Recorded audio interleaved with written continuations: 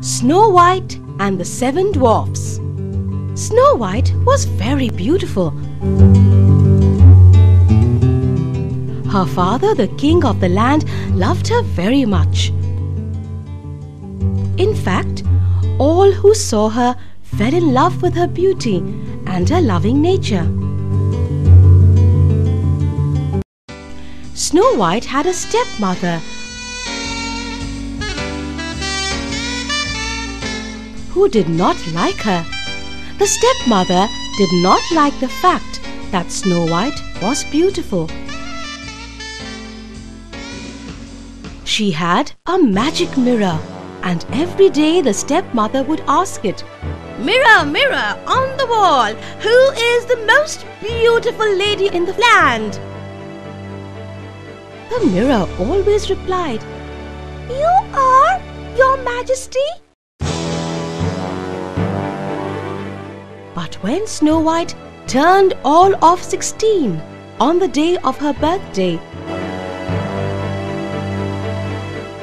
the mirror told the stepmother, "Snow White is the most beautiful lady in the land."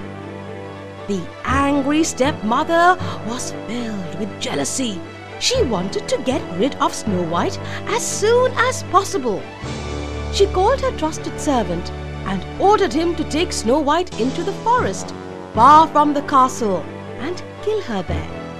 "I will give you a lot of money if you do this," she told the servant. The greedy servant quickly took the little girl to the forest.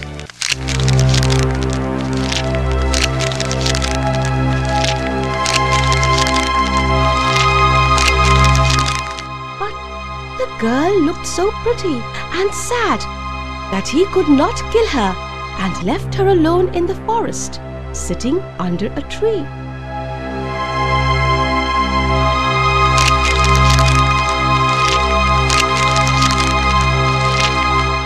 Soon it became night, and she began to cry. She heard strange sounds and rustlings that made her feel scared.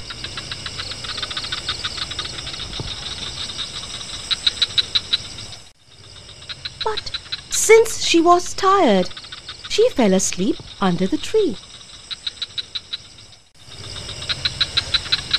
In the morning, she awoke to the song of the birds and the sunlight peeping through the tall trees. She got up and started walking.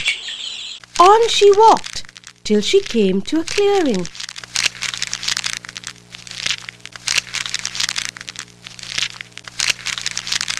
There stood a funny-looking cottage with a tiny door, tiny windows, and a tiny chimney. "Oh, what a tiny cottage this is! Let me go inside. Maybe I will find some food to eat here." Snow White knocked on the door. When no one answered, she went inside. She peeped around the kitchen. "What tiny plates and spoons! I wonder who lives here. There must be 7 of them. The table's laid for 7 people." Then she went upstairs, where she saw a bedroom with 7 little beds. "I'll cook a meal for whoever lives here. They will be glad to find a meal ready." When dusk fell, 7 tiny men marched homeward singing,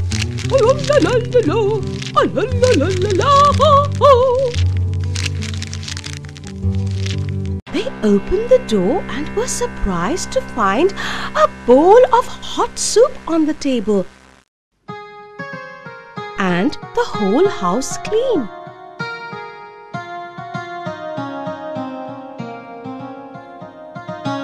Snow White lay fast asleep on one of the beds.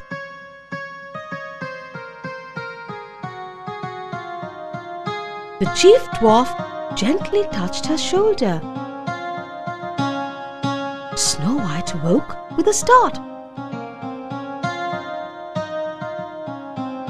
"Who are you?" he asked.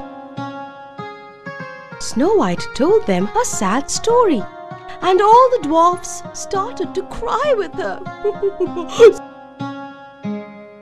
"Stay here with us! Oh, stay here with us!" they said together. "You can live here and tend to the house when we are working down at the mine. Don't worry about your stepmother leaving you in the forest. We'll take care of you." Snow White happily said yes. The next morning, the dwarfs set off for work, after warning her not to open the door to strangers, anyone she did not know. Meanwhile, the servant returned to the castle with the heart of a deer. He gave it to the cruel stepmother. "This is Snow White's heart," he said, so that he could claim the reward. The stepmother turned to the magic mirror, but the mirror replied, "The most beautiful in the land is still Snow White, who lives in the 7th dwarf's cottage in the forest." The stepmother was filled with rage. "She must die! I will make sure she does!" Disguising herself as an old peasant woman, she put a poisoned apple in a basket. Then she quickly went to the forest. Snow White was in the kitchen. She heard the sound of a knock on the door. "Who's there?" she asked, remembering the dwarf's advice. "Just a peasant woman selling apples," came the reply. "I don't need any apples, thank you." "But they are beautiful apples and ever so juicy." "I'm not supposed to open the door to anyone," said Snow White. "Good girl, if you promised not to open up to strangers, then of course you can't buy one of my apples."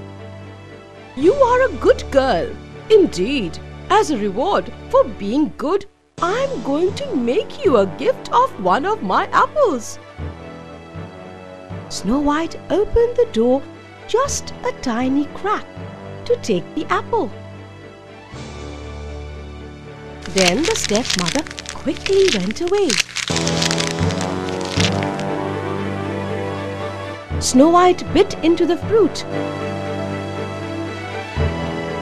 and as she did, fell to the ground. The poison made her lifeless. Meanwhile, the dwarfs came out of the mine to find Snow White lying still and lifeless, the poisoned apple by her side.